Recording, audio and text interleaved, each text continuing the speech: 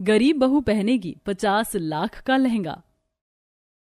Nitin college खत्म होते ही college के बाहर चाय बेचने वाली लड़की के पास जाता है और एक चाय ऑर्डर करता है। सर, आपकी चाय। जैसे चाय देती हो वैसे ही अपना हाथ भी दे दो। मैं तुम्हें कितनी बार अपने दिल की बात बता चुका हूँ। क्या भाभी जी, मेरे दोस्त का दिल क्यों तोड़ती हो बार बार? अब मान भी जाओ ना। नितिन, तुम बहुत अमीर हो और हम बहुत गरीब हैं। ना मेरी माँ इस रिश्ते के लिए मानने वाली है और ना ही तुम्हारे घर वाले।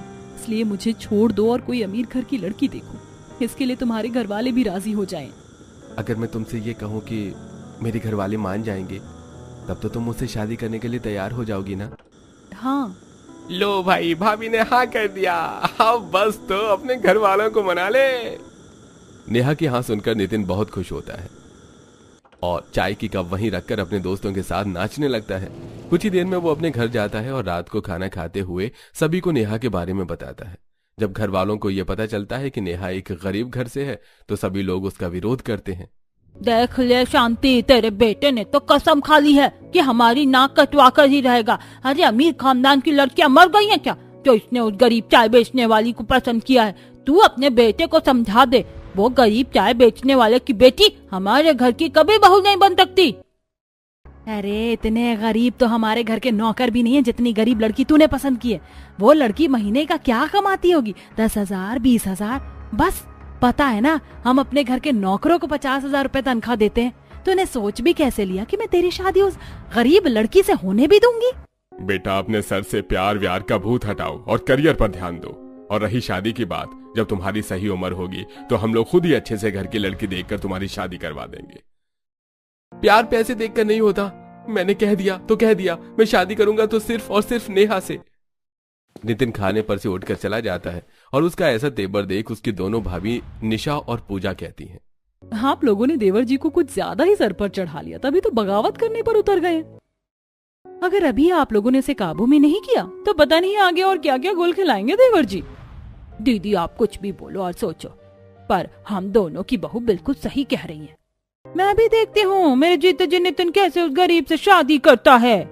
पूरा परिवार इस शादी के खिलाफ होता है, पर नितिन भी जिद पर अड़ा होता है और इसीलिए ना अब वो किसी से बात करता है और ना ही खाना खाता है, जिस वजह से पूरा परिवार उसे समझाने उसके कमरे में आते हैं। नितिन बेटा, मैं तेरी माँ हूँ, मैं तेरा भला चाहती हूँ। उस लड़की का पीछा छोड़ दे, तुझे उससे अच्छी लड़की मिलेगी। मुझे उससे अच्छी लड़की नहीं, वही लड़की चाहिए। आप लोग क्यों नहीं समझ रहे हो? तू अपनी दादी का मरा हुआ मुंह देखना चाहता है क्या?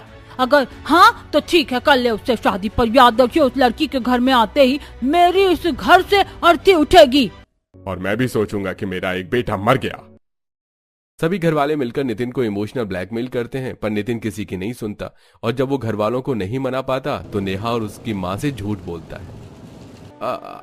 आंटी जी, मेरे घर वाले शादी के लिए मान गए हैं और शुभ मुहूर्त कल का ही निकला है। मेरे घर वाले आउट ऑफ इंडिया है ना, अगर आपको यकीन ना हो तो मैं बात करा दूंगा और वो लोग वीडियो कॉल पर हमारी शादी देख लेंगे। नेहा, आप तो मान जाओ, मेरी फैमिली भी मान चुकी है।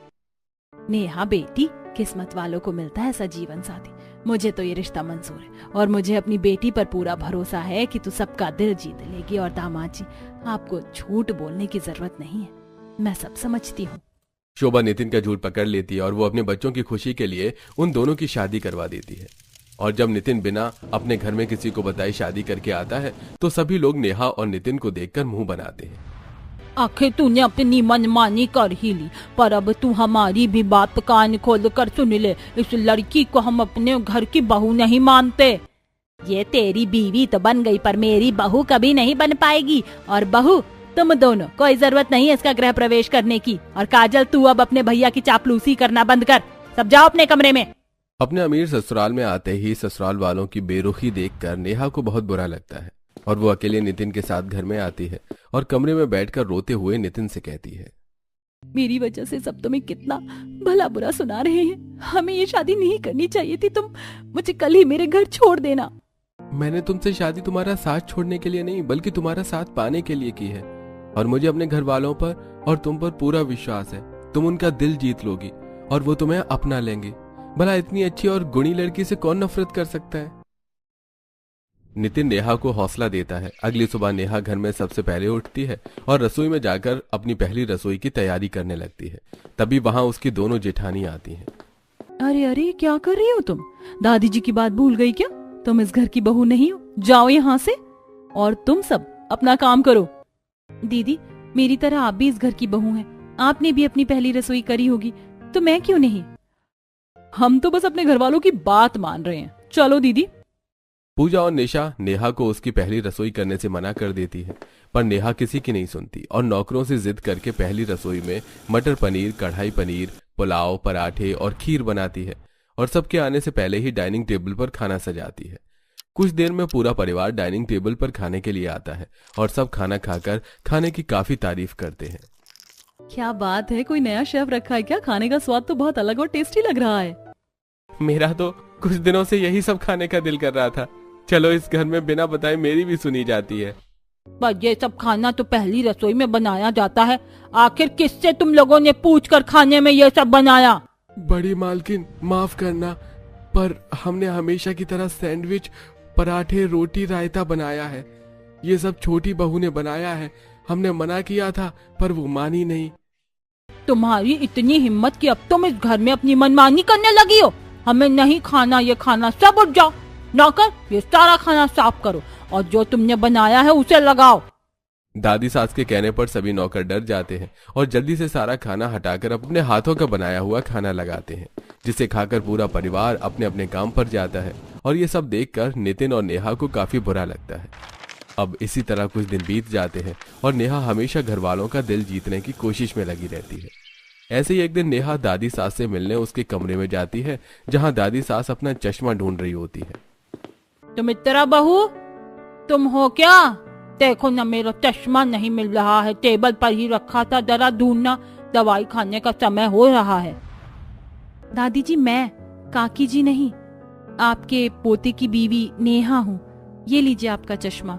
और आप बताएं मुझे आपकी दवाई कहाँ रखी है? अब से मैं खिलाऊंगी आपको समय पर आपकी दवाई और मैं रखूंगी आपका ख्याल। नेहा आशा को चश्मा देकर उसकी दवाई निकालती है और देखती है कि दवाई एक्सपायर्ड है। अच्छा हुआ जो आज मैं आपको दवाई देने के लिए आ गई दादी जी। दवाई की एक्सपायरी डेट खत्म है। मैं अभी नितिन को फोन करके आपकी दवाइयां मंगवाती हूँ। बिना किसी के कुछ बोले नेहा नितिन को फोन करती है और दवाइयों की फोटो खींचकर भेज देती है। कुछ देर में नितिन अपनी दादी की दवाइयां लेकर आता है, जिसे नेहा दादी सास को खिलाती है और अपने लिए इतना प्यार और सेवा देख दादी सास खुद से कहती है, गरीब घर से है पर संस्कार कितने अच्छे हैं। मेरी और भी बहुएं हैं पर उन्हें तो मेरी कोई फिक्र ही नहीं पड़ती। मुझसे वो चाहती तो है कि मैं कल मर जाऊं, सो आज मरूं, पर ये वैसी बिल्कुल भी नहीं है। धीरे धीरे आशा नेहा को पसंद करने लगती है, तो वहीं नेहा अब अपनी सास और काकी सास को खुश करने में लगी रहती है। सुमित्रा को पकवान बहुत पसंद है, इसीलिए वो अपनी काकी सास के लिए नए नए तरह तरह के पकवान बनाती है। काकी जी, आपको नए नए पकवान बहुत पसंद है ना, इसलिए देखो मैं आपके लिए चावल के पकौड़े और रसम राइस बनाकर लाई हूँ। बहू, मुझे बुरा मत समझना, मुझे तो बहुत पसंद है। मेरी एक बहू है निशा, वो इतने अमीर घर से है पर गुण बिल्कुल नहीं है उसमें। पर तू कितनी गुणी है, पर तेरी सास को तेरी कदर ही नहीं। काकी जी, जैसे आपने और दादी जी ने मुझे अपना लिया, देखना धीरे धीरे मैं सबका दिल जीत लूंगी। फिक्र मत कर बहू, उन्हें अपनाना ही पड़ेगा तुझे। भला ऐसी बहू को कौन नहीं अपनाएगा। और तू नहीं जानती, शादी से पहले बहुत नाटक किए थे इन्होंने, पर अब देखो तेरे आने के बाद खुद भी यही है और नितिन भी तुझे लेकर यही आ गया है। काकी सास से बातें करके नेहा को काफी अच्छा लगता है और वो दूध लेकर अपनी सास के कमरे में जाती है, जहाँ पैरों की सूजन और दर्द से परेशान शांति अपने पैर खुद दबा रही होती है। ये देख नेहा अपनी सास के पैर दबाने लगती है। छोड़ मेरे पैर, तुझे क्या लगता है तू ऐसे करके मेरा दिल जीत लेगी? बिल्कुल भी नहीं। माँ जी, मैं आपका दिल जीत पाऊँ या ना जीत पाऊँ, पर मैं अपना फर्ज नहीं भूल सकती। पापा जी आते ही होंगे, उन्होंने कल एक फाइल आपको दी थी रखने के लिए। आप शायद भूल गई होंगी, पर मैंने बेड से उठाकर उसे अलमारी में रख दिया था। इस तरह नेहा अपनी सास का काफी ख्याल रखती है और जब वो अपनी सास से बातें कर रही होती है तभी वहां विनोद आता है और जब उसे ये पता चलता है कि पिछले कुछ दिनों से उसका खोया हुआ सामान नेहा की वजह से मिल रहा है, तो वो भी नेहा को धीरे धीरे अपनाने लगता है। इसी तरह कुछ दिन बीत जाते हैं और एक दिन पूरा परिवार बैठकर विनोद के 52 साल बर्थडे की प्लानिंग कर रहा होता है, जिसमें नेहा बोलती है, मैं नहीं जानती कि आप लोग कैसे बर्थडे सेलिब्रेट करते हैं, पर अगर हम 12 बजे ही घर सजाकर पापा जी का केक कटवाएं तो उन्हें अच्छा लगेगा। हाँ, ये सरप्राइज बहुत अच्छा है, वरना पापा तो अपना बर्थडे ही नहीं बनाते और उस दिन पापा की पसंद का खाना बन जाता है। मुझे भी नेहा का प्लान पसंद आया। आपको अपने छोटे भाई की बीवी की सारी बातें बड़ी पसंद आती है। भूल गए माँ जी ने क्या बोला था? कोई जरूरत नहीं है उससे इतने प्यार से पेश आने की। तुम चुप करो माँ, और पापा जो गलती कर रहे हैं वो मैं नहीं करूंगा। नेहा बहुत अच्छी लड़की है, गरीब है तो क्या हुआ, गरीब क्या इंसान नहीं होते। एक एक करके सभी नेहा के प्लान को मंजूरी दे देते हैं। देखते ही देखते विनोद का जन्मदिन आ जाता है और उस रात 12 बजे नेहा अकेले पूरा घर सजाती है, यहाँ तक कि अपने ससुर का कमरा भी, और अपने ससुर की आंखों पर पट्टी बांधकर उन्हें कमरे में ले जाती है और उन्हें केक काटने को कहती है। सरप्राइज! हैप्पी बर्थडे पापा! मैं पापा का फेवरेट चॉकलेट केक बनाकर लाती हूँ, पापा को पसंद है ना? नेहा अपने ससुर के लिए उसका फेवरेट चॉकलेट केक बनाने के लिए जाती है। वहीं विनोद अपने पूरे परिवार से कहता है, नेहा भले ही गरीब घर की है, हमने पूरी कोशिश करी कि उसे ना अपनाए, पर वो बहुत अच्छी लड़की है। नेहा बिल्कुल वैसी लड़की है जैसी बहू मैं अपने बेटे के लिए चाहता था। अरे बेटा, नेहा मुझे भी बहुत पसंद है। उस बेचारी का हमने गृह प्रवेश भी नहीं करवाया और ना ही उसकी शादी की कोई पार्टी रखी, इसलिए मैंने तो सोच लिया हम अपनी बहू के लिए 50 लाख का लहंगा बनवाएंगे और उसकी रिसेप्शन पार्टी रखेंगे। जब हमारी बहू 50 लाख का लहंगा पहनकर निकलेगी तो कोई उसे गरीब नहीं कहेगा। निशा और पूजा ये सब देखती हैं कि उसकी गरीब देवरानी के लिए पूरा परिवार 50 लाख का लहंगा लेने वाला है, तो वो दोनों जल जाती हैं और अकेले कमरे में बैठकर बातें करती हैं। हम इतने अमीर घर से आए हैं, पर इन्होंने हमें शादी में सिर्फ 20 लाख का लहंगा दिया और उस गरीब के लिए 50 लाख का लहंगा लेने वाले हैं। पता नहीं उस गरीब ने क्या जादू किया है इन सब पर, जो उसके लिए 50 लाख का लहंगा ले रहे हैं। मैं उस गरीब को तो कभी नहीं अपनाने वाली। मैं भी देखती हूँ कैसे वो अपने रिसेप्शन पार्टी में 50 लाख का लहंगा पहनती है। पूरा घर नेहा को अपना चुका था, पर निशा और पूजा अब भी अपनी देवरानी को अपनाना नहीं चाहते थे। अब अगले ही दिन पूरा परिवार मॉल जाता है और बड़े बड़े शोरूम में काफी महंगे लहंगे देखते हैं, पर उन्हें एक भी लहंगा पसंद नहीं आता। अरे भैया, मेरी उम्र 70 की हो गई है, जब मुझे ही तुम्हारे लहंगे पसंद नहीं आ रहे तो मेरी बहू को क्या पसंद आएंगे। अम्मा जी, अगर आपको हमारे शोरूम का लहंगा पसंद नहीं आ रहा है ना, तो आपको कहीं का लहंगा पसंद नहीं आएगा।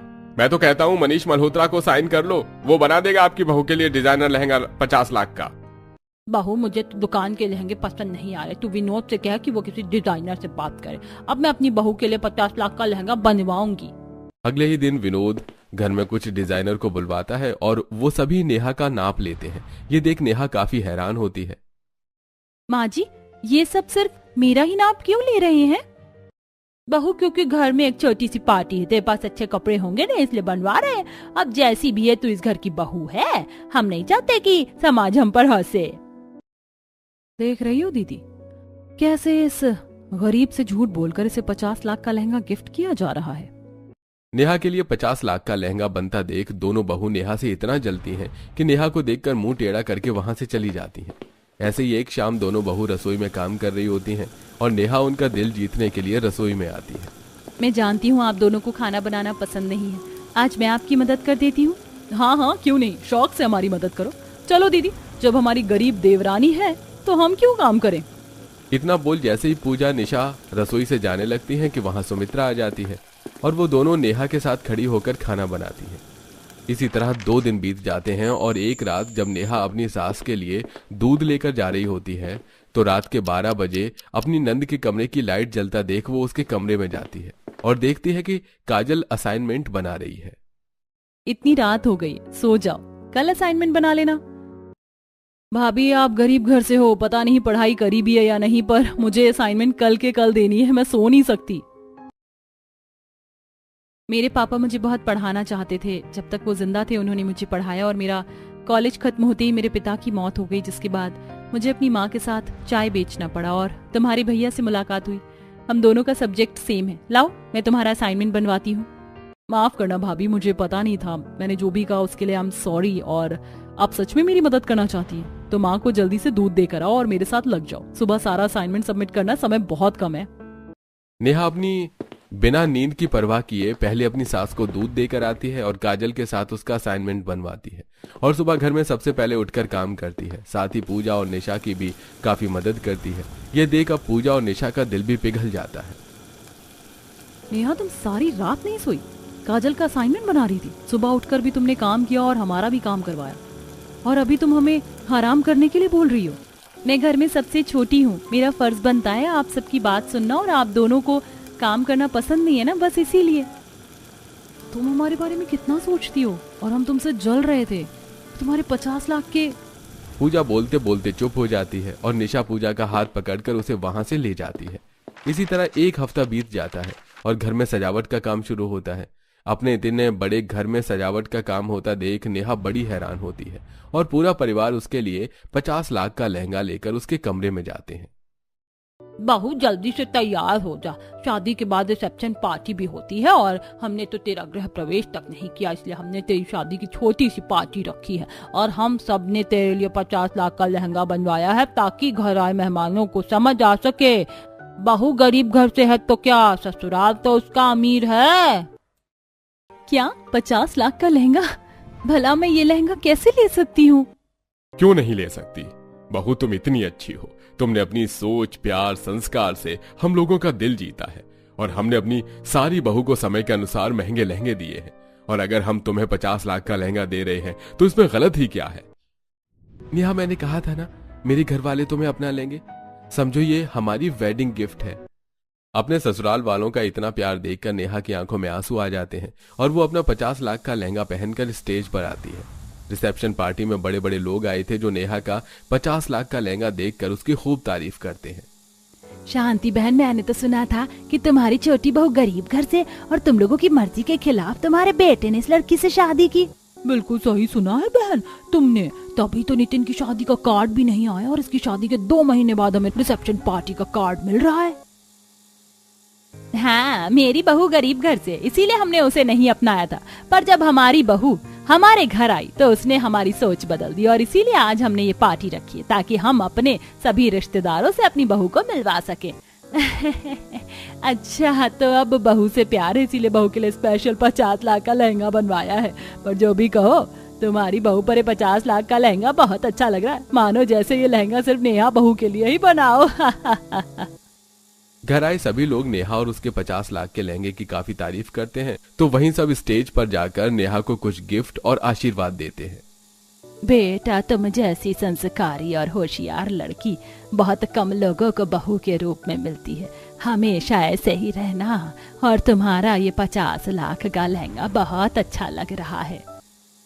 नितिन, आज मैं बहुत खुश हूँ। मैंने कभी सपने में भी नहीं सोचा था कि मुझे 50 लाख का लहंगा पहनने को मिलेगा। घर वालों ने कितनी चालाकी से मेरे लिए 50 लाख का लहंगा बनवा दिया और मुझे पता ही नहीं चला।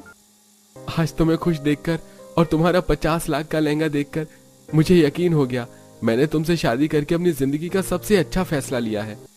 नेहा 50 लाख का लहंगा पहनकर नितिन के साथ काफी सारी कपल फोटो लेती है, साथ ही कुछ फैमिली फोटो भी, और उस दिन नेहा का सबसे हसीन दिन बन जाता है जिसे नेहा हमेशा याद रखती है। और अब नेहा के ससुराल में कोई उसे उसकी गरीबी के लिए ताने नहीं कसता और पूरा परिवार एक साथ इसी तरह हंसी खुशी रहता है।